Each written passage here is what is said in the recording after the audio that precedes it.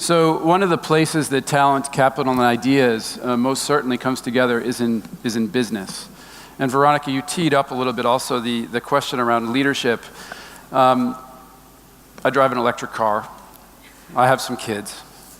And one of the things that they ask me is, Daddy, why do people drive smoker cars? So at school, they've labeled ICE cars smoker cars. And you know, watching the presentation or the performance at the beginning here, I was just struck by how much of a desire, and my sons and my daughters certainly reflect it, there is for that next generation. Many of you are here for us to just change things, for us to just do things in a much better way. Hans Vestberg and I were having breakfast this morning, and I said, Hans, I also have the feeling that so many of us expect that leaders can sort of just do it. And an interesting question to think about there is, how much agency do our leaders actually have to change all of the things that we would like to have change and still be leaders so that they can change some more stuff tomorrow?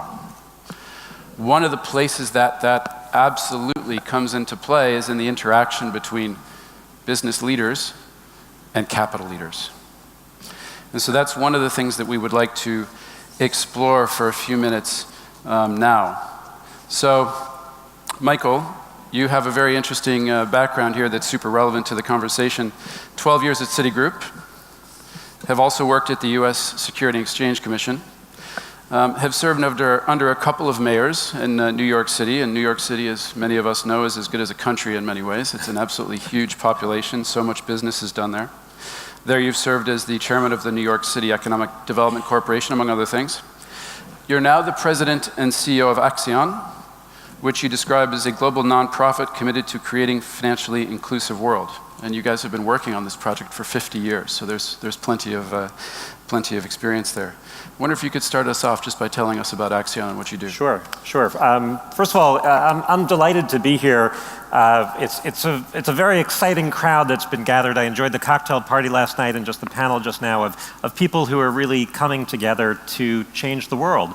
Accion focuses on financial inclusion. So here we are in Oslo, and we all take for granted that we all have credit cards in our pocket, debit cards, ATMs on every corner. You can make payments over your phone. You can get insurance for fire, for health. You can borrow money to build a home or build a business or pay for your kids' education. And think about this. You generally get paid monthly, and your bills come in monthly. All of that is really convenient. And it makes our lives easier. But for 3 billion people, the global financial system is a complete failure. They are invisible to it. It is invisible to them. It may as well not exist. A typical woman living in poverty gets paid once a year at the time of the harvest, and she has to make that money work all year, but she lacks a safe place to save. No one will finance her growth. No one will help. She may live in an area that has fires and droughts and floods, but can't get insurance. She may have to spend hours making simple payments, and she lives in a completely cash world, cash that gets lost or stolen, and her life is so much harder. We're trying to change that. We need to change that. We can change that. Accion has been around for 55 years now, and we've helped to build, we grew up in Latin America focused on, first we were making small loans to the poor, and we built a string of nonprofits throughout every Latin American country. And then in 1992, we built the first in the world for-profit bank for the poor, and Banco Sol in Bolivia took off. And then we went back and recreated all those nonprofits as for-profits, so we've really harnessed the capital markets to, over our history, we built 65 microfinance institutions in 34 countries that are today serving millions. We've expanded through Africa, India, China, the Philippines, and now Myanmar.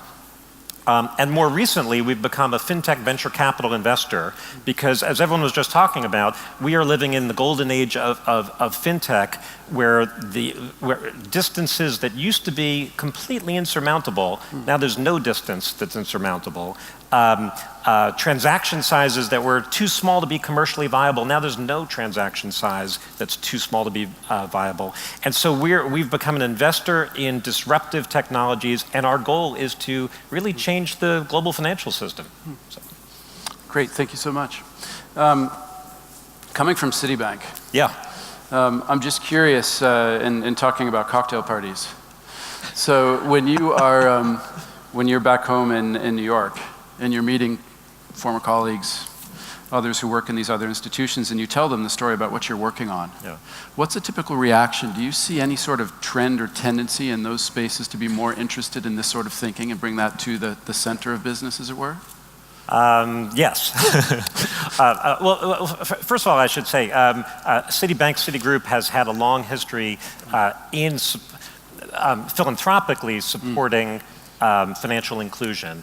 But I do think the banking industry has become a less interesting place to work. I enjoyed it. I worked there for a dozen years. I got to do a variety of corporate functions, and I also oversaw the 100 chief country offices around the world. And I got to travel around and see how well the global financial system works for the rich corporations, rich individuals. But I also got a chance to see how it fails the poor.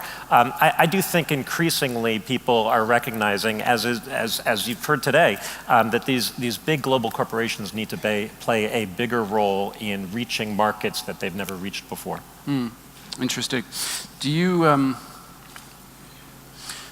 how much tension is there in the struggle between some of the vested interests? And we'll be talking to Paul Pullman from Unilever here in just a moment about Unilever's experience in the past year, among other things. But how much tension is there between sort of the older, the incumbent way of thinking and this new one? I think this is changing, incredibly fast. As recently as I would say 2 years ago, in the world of financial services, it was seen as fintech disruptors, even the word disruptors, versus the incumbents. And it was sort of a battle to the death. And I do think all of that has changed quite recently because people realize that this is all about partnerships. You need the innovation of these startups and these exciting new models, but you also need the scale and the trusted brands of the global institutions.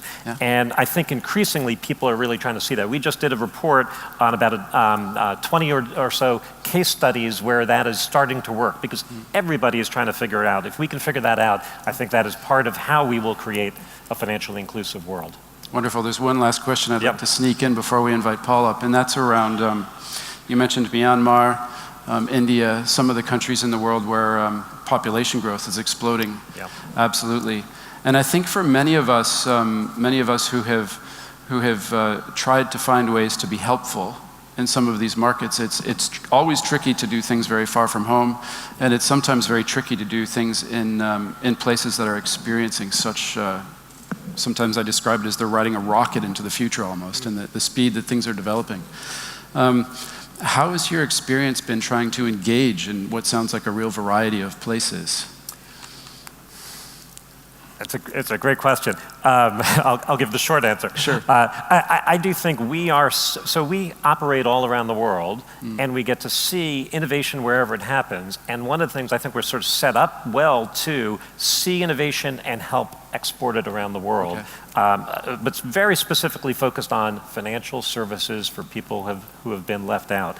We try to stay focused on that, but we can see dramatic innovation in Kenya with M-Pesa, but also in the last couple of years that's expanded to Bcash in Bangladesh, and from Peru to Pakistan there are increasingly digital payments, which are the rails, and then we're really investing in, we're probably the lead fintech investor for financial inclusion, and we've seen models that are just reaching rapid scale very, very quickly, all focused on trying to reach people who have been left out in the past. It's a very, very exciting time. Yes, as was said earlier, the pace of change is never going to be slowing down.